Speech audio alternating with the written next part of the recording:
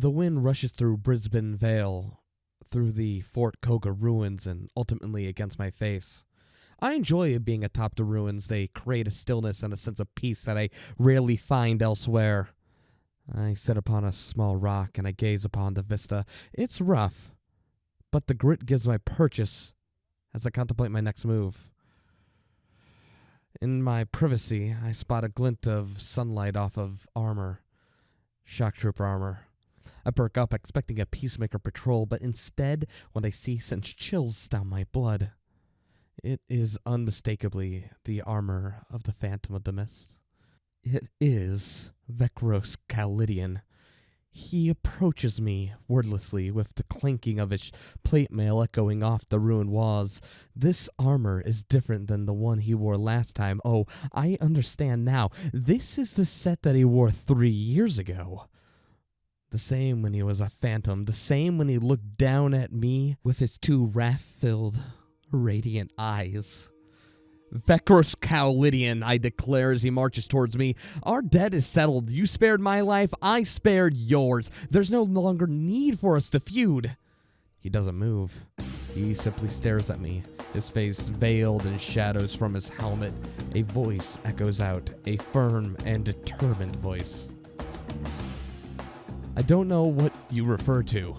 I'm here to take you out of commission for the sake of the butterflies. You've killed innocents to get to me. You lied and harassed 2 other members, and in addition, you have conspired against us despite the inquest's truce with our organization. I aim to be their avenger. I will not be dissuaded from my mission. I am not a bad man, only a man who seeks the world to be a better place. By any means. Yet I'm sure many would believe that he, Vekros, would be good by virtue of whom he supports. And I, in turn, am bad because of whom I support.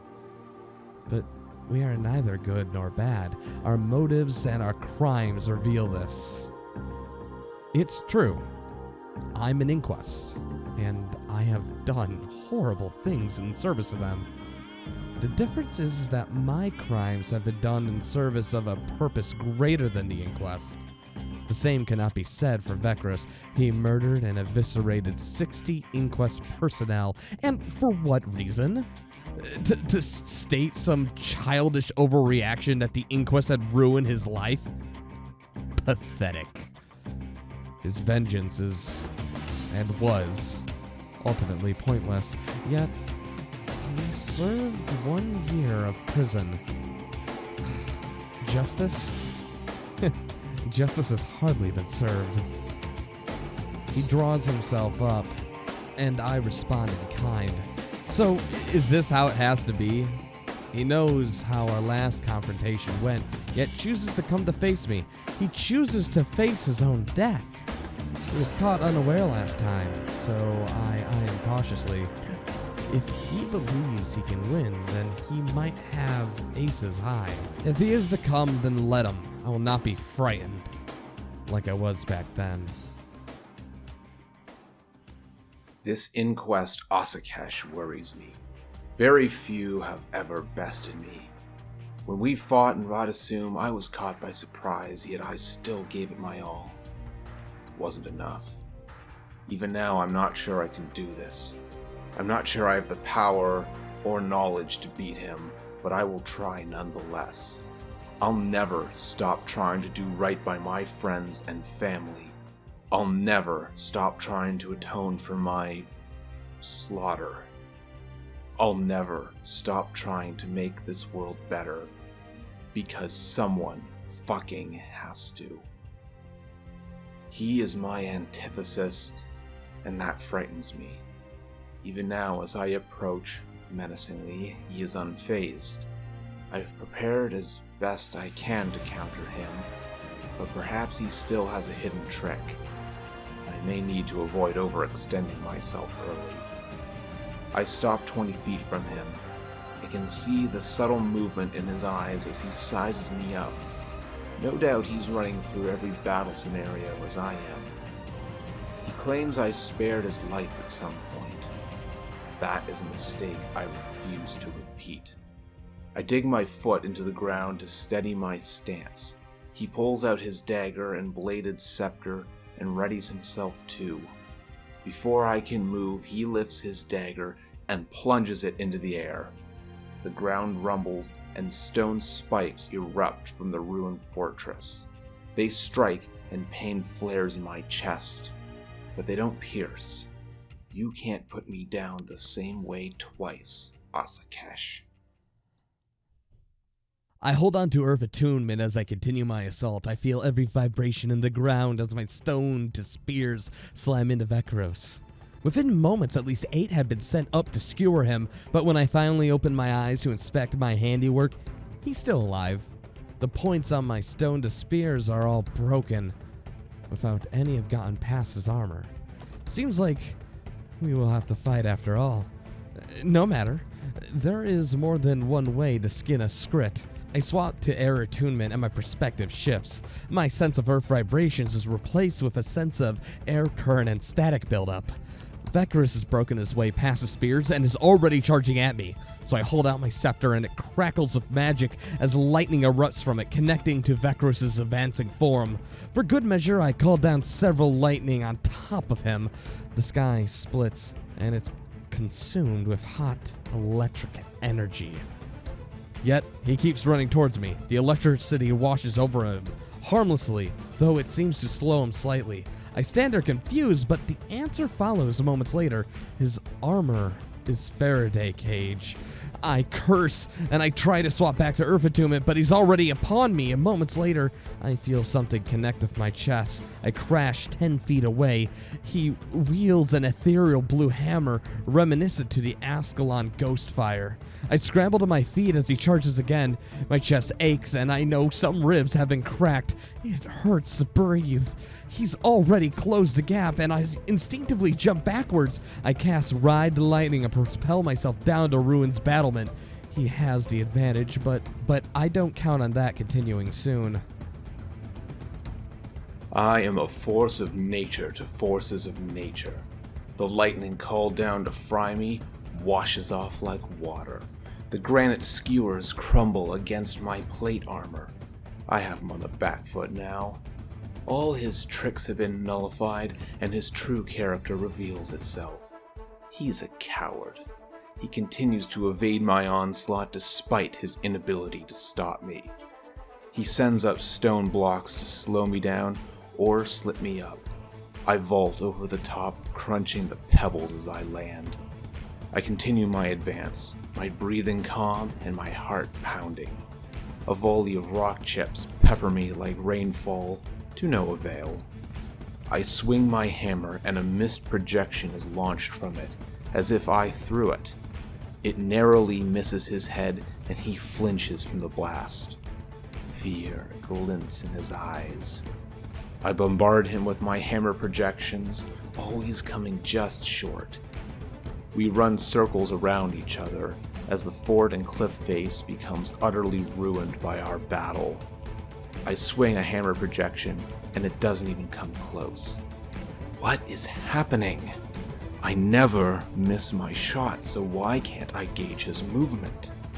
Static sparks lick his sleeves, and my eyes open with realization. He is using his air magic to boost his speed at the correct moment to throw off my aim. I stop my circling and focus. I pull on my magic and create a massive hammer projection to crash onto the ground. The hammer drops and I leap forward. Asakesh dodges the projection, but this is what I counted on. I land a moment later and rush forward with as much speed as I can muster. King Jalis laughs in my mind. "Atta boy, you got him right where you need him," he says encouragingly. Everything is falling into place. I profiled Vekros years back and learned with interest that he has a bad habit of tunnel visioning, a useful ability when assassinating someone, but it also carries a morbid side effect, the inability to plan ahead or take account of your surroundings. I sidestepped a missed hammer as he tried dropping it on me. It smashed harmlessly to my left and showered the arena in dust and chips. I felt the vibrations of his footsteps and sensed that he was now charging for me. Now was the moment. I weaved earth and air attunements. Electricity sprung from my weapons to the rock pillars arcing between them. Finally to Vekros. It didn't harm him, but it wasn't the goal. He skidded to a halt and spun in circles trying to discern my move. Too late. With a snap of my wrist, each of the pillars pushed a strong magnetic field. In a flash, he is mobilized. Once again, I polarized his armor. Hook, line, and sinker. He cries out in pain, no doubt excruciating to have your body pulled in every direction at once. I strode forward confidently, my bladed scepter growing thirsty. Either the magnets would break him, or I could take my time with him. Absolution would be soon complete. I had failed. I was so focused on ending Asakesh's reign of terror he had stricken that I failed to understand his strategy. I struggle against the magnets, but to no avail. All around I feel myself being yanked by an invisible force that would break lesser men. I feel as though I will be torn apart at any moment. My armor plating rattles and vibrates vigorously. I'm going to die if I don't do something. He's coming towards me with murder in his eyes. After everything that has happened, after every setback, betrayal, mistake, victory, this is how it is to end? No, I refuse to accept that. I have too much at stake, too much counting on me to go out like this. The pain flares in my joints, and a second later my left arm dislocates. I gasp in shock. He stops in front of me and uses his knife to lift up my helmet visor. We lock eyes, and he smiles. My breath catches in my throat. I'm trying to think of a way to break out, but the pain hinders my ability to focus or to cast any magic. But as I struggle in vain, I search inside myself for something. Anything. He proclaims. It's been fun, but this will be the last haunting of the Phantom of the Mists. My right arm dislocates. Fuck. Fuck. Fuck. Fuck. Fuck. Images flash in my mind. The butterflies. Penny. Nola. The Tyrian Adventure League. The Priory. My incident. My murder spree. The dead. Prison. Redemption. Brescia. Guardian. Revenant. Zedeos. Zedeos. I find it. Deep in my core, a wellspring of magical energy, the very same that nearly consumed me 3 years prior. Zedeos hadn't removed it. She brought it down to a benign level. Power was still there. Power that could be used. He lifts his scepter reverse grip. I respond with a defiant howl. I rip open the wellspring of magic and erupt with a pulse. Asakesh gets blasted backwards 10 feet away, and the pillars no longer magnetically pulse. I look up at the form of Asakesh, and he looks back. Though I cannot see it, I know from his twisted expression that my eyes are glowing. Words fail me. I look into the eyes of death itself. They ripple with an unnatural blue light as though they were made of fire. He shed his armor.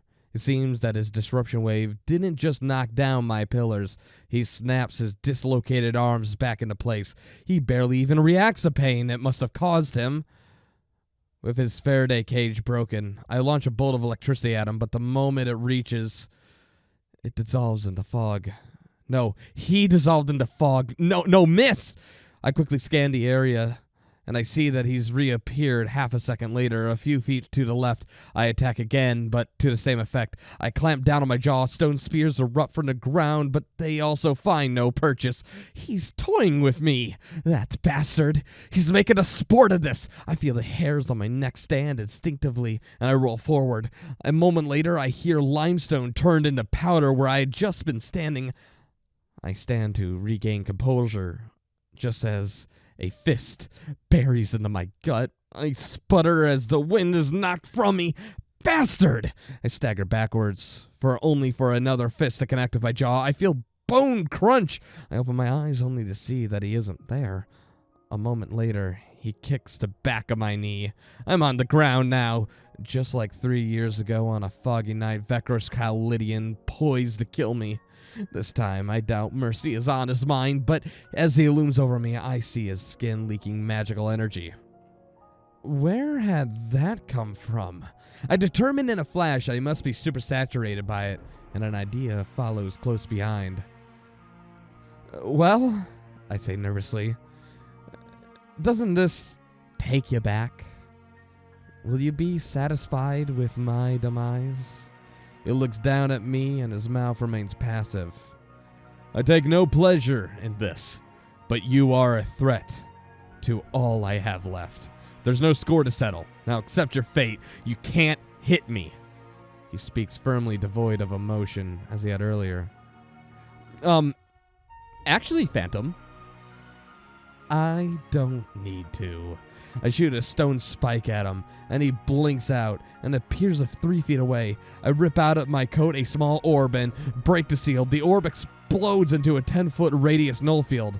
With the magic supersaturating his body and a cancellation of magic, the results wouldn't be pretty. And let me say, I was not disappointed. Something was wrong. As the wellspring of magic began to leak through my pores, it suddenly turned sour. It squirms and spasms inside me like a bag full of cockroaches. I fall backward from the agony. My eyes feel like they are actually on fire. I crush my palms against them, but to no avail. My entire being feels as though it's corroding. As I writhe, I hear the soft footfalls of Asakesh. I knew what would come next. I had been beaten. Even with my newfound strength, this time there would be no escape. I wait for death, or it has been waiting patiently for me for a long time. As the blades of his scepter sink into my throat, I felt no anger and no regret. The worst thing a person can do is live with regret. Instead, I thought back to my old college professor's final lecture. He addressed the class stating, "I do not know what you will do or where you will go, but I do know that every single one of you will matter. You will each have an invisible impact on our world. No one can exist in a vacuum." Even as I lay with the blood pumping out of my throat, I mattered. Even when I was dead, I would matter, because I changed the people around me, and they changed me. Even if I couldn't make the world better, I made theirs better. For the first time in years, I was actually happy. It was done. I let out a sigh of relief and let my scepter fall out of my hand. It clanks against the ground and flake drops of blood onto the still body of Vekros. I stood there silently, unable to believe that it was over. The Phantom of the Mist, now a phantom in the mist. I thought that I would be elated in this outcome, but instead I feel nothing. No, that's not correct. I feel numb. I feel like I had just destroyed the one person I could connect with. I guess it's true then. It's better to have an enemy than a friend. Friends are boring. I came back to the present when I noticed a small light blink on his armor. A beacon? The butterflies might converge here any moment. There's no time to cover my tracks. I grab my scepter and sprint down into the Brisbane jungles. My war was over, but the battles, they were just beginning.